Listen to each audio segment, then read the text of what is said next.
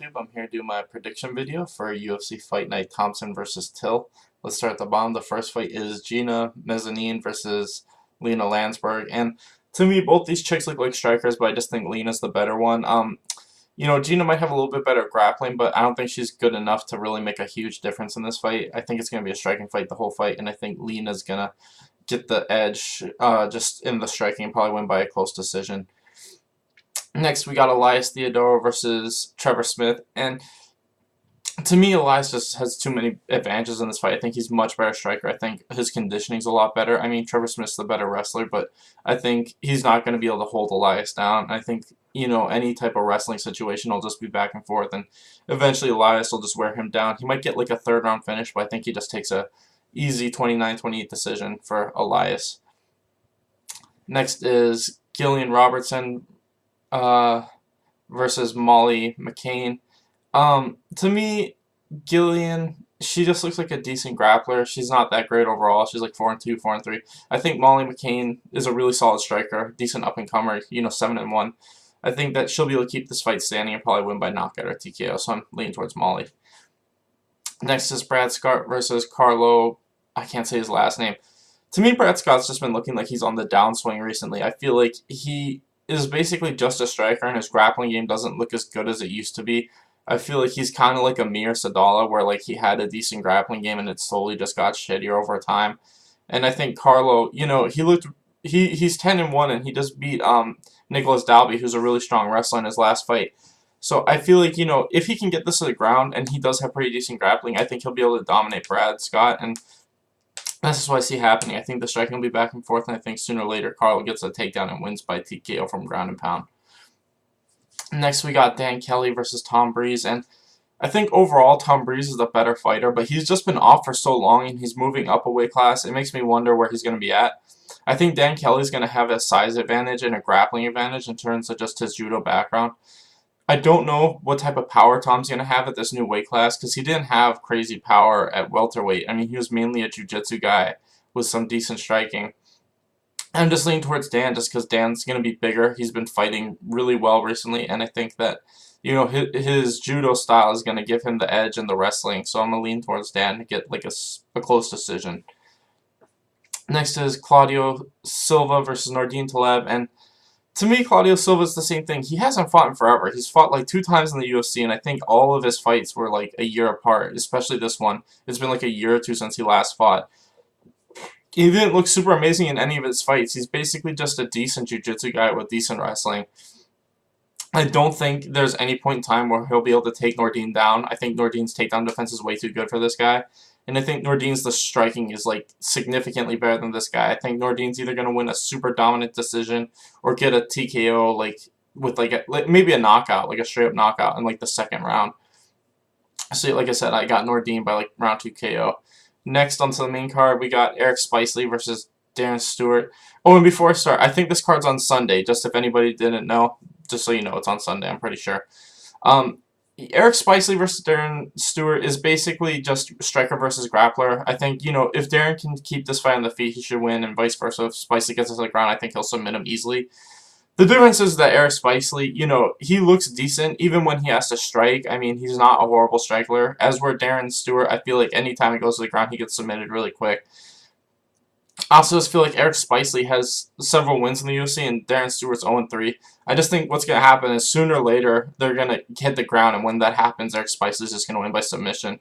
And I think it's going to happen in the first round. Eric Spicely's good at pulling guard. He has great jiu-jitsu off his back, and I think that's what's going to happen. They're just going to clinch up, he'll pull guard, and he'll win by submission. Next, we got Davey Grant versus Danny Bermudez. And if Davey Grant fought more regularly, I'd probably pick him, but he hasn't fought in forever. He's had like 2 or 3 fights in the UFC, and they're all like a year apart. He keeps on getting injured, and, he looked really solid in the Ultimate Fighter, but I feel like his striking game is good, but his grappling game is still just okay. I've seen better grapplers take him out, like in his last fight, he fought that Polish guy where he was lighting him up on the feet, but he kept on getting taken down because his takedown defense is amazing. And I think that's what's going to happen. I think Manny Bermudez, even though he's not the greatest striker ever, he's good at forcing fights to the ground. We saw in his last fight, when it was standing, he showed a lot of holes in his game, but when he once got to the ground, he dominated it. And I think that's what's going to happen. I think just like Davy Grant's last fight, he had a really hard time stopping the fight from going to the ground despite the huge striking advantage he had. And I think this is going to be the same thing. He's going to be winning on the feet.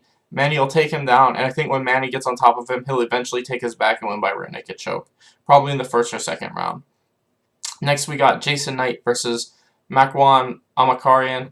And to me, I don't know, Jason Knight just looked really unimpressive in his last fight. I feel like he showed a big gap in his wrestling defense. I think he relies a lot on his jiu-jitsu to just get him through a lot of stuff. And I think Makwan has the wrestling and the jiu-jitsu to just force Jason Knight on the ground repeatedly. I think if Jason Knight can keep it on the feet, he'll probably win because he's the better striker. But he doesn't have great knockout power, which is why I think Makwan's wrestling is really solid. And I think he'll just be able to repeatedly get takedowns. And I think it'll be a close fight. It might even be fight of the night, but I'm probably going to lean towards Makwan. I think it'll be back and forth grappling, but his wrestling is going to be the big difference, and that's why he's probably going to end up winning the decision. Next, we got Arnold Allen versus Mads Burnell, and to me, Mads Burnell, he's 1-1 in the UFC, and I feel like he showed in his last fight. He basically won just because he was the bigger wrestler. He didn't look like he was significantly better than the guy who's fighting. He just showed that his size was able to get him through a lot of the shit. And I think that Arnold Allen, he's too technical. His striking, his wrestling, his jiu-jitsu, he has no real weaknesses. I mean, I think he's undefeated. He might have one loss really early in his career, but he's like 3 or 4-0 in the UFC, and I think he's like 11 or 12-1. And I just don't think Mads is going to be able to take him down and hold him down. I think Arnold Allen will just be able to outstrike him and outgrapple him the whole fight. And I think Arnold Allen will probably get a decision win. Next, we got Neil Magny versus Craig White. And, you know, Craig White, give him props for taking this fight in like 2 weeks' notice. He's not going to win. I mean, the only way he can win this fight is if he gets a takedown super early and like wins by submission, because he's basically just a jiu-jitsu guy with decent ground and pound. But, you know, like, some people are shitting on this fight, but it's like, Neil Magny's gotta work, you know what I mean? These guys don't get paid unless they fight. I mean, he's probably like, just keep me on the card, I need money, and then they gave him whoever they could find, which was Craig White. And it's like, you know, Craig White's 14-7, he's super mediocre, he's, like I said, he's just average. He probably wouldn't be in the UFC unless they had no other choice. Like I said, I don't think he's going to be able to take Neil Magny down. I think Neil Magny keeps on the feet, beats him up until he eventually wins by knockout or TKO, because Craig White, like I said, took this fight in like 2 weeks' notice, and his card was going to be shit. So I got Neil Magny winning by like second round TKO. Next, and finally, we got the main event, Stephen Thompson versus Darren Till. And to me, I feel like Darren Till, he's good at striking on the inside or the outside. He can strike wherever he needs to. And, you know, he's looked amazing in every single UFC fight. I don't think I've ever seen him really get dominated, except for the one fight where he broke his arm, and then he was dominating that fight. Like, the first 2 rounds, he was beating the shit out of, I think it was Nicholas Dalby. Like, the first 2 rounds, I think he dropped him in each round. And then the third round, like, he broke his arm, like, somewhere between the second and third, like, when a head kick landed on his shoulder. And then he just got taken down and beat up the whole third round and lost at 10-8. But then, you know, obviously the fight was a draw. But like I said, I mean, other than the fight where he broke his arm, he's looked amazing in every single UFC fight. To me, it's just, I don't know if he'll be able to close the distance on Stephen Thompson. I've never seen anyone actually be able to do it. It's like Tyron Woodley did it a couple times, but that's because Tyron Woodley has crazy, like, that quick jump-in speed. Most people don't have that. Like, I think if this is just a straight kickboxing match, which is probably going to be, I think Stephen Thompson's is just going to be able to move in and out better than Darren Till will be able to close the distance on him. I mean, you know, we've seen Stephen Thompson can, you know, run around the cage for 5 straight rounds. I think this is going to happen. I think Darren Till is going to be chasing him for 5 straight rounds, and I think Stephen Thompson is just going to be able to outpoint him for 5 straight rounds. So I got Stephen Thompson.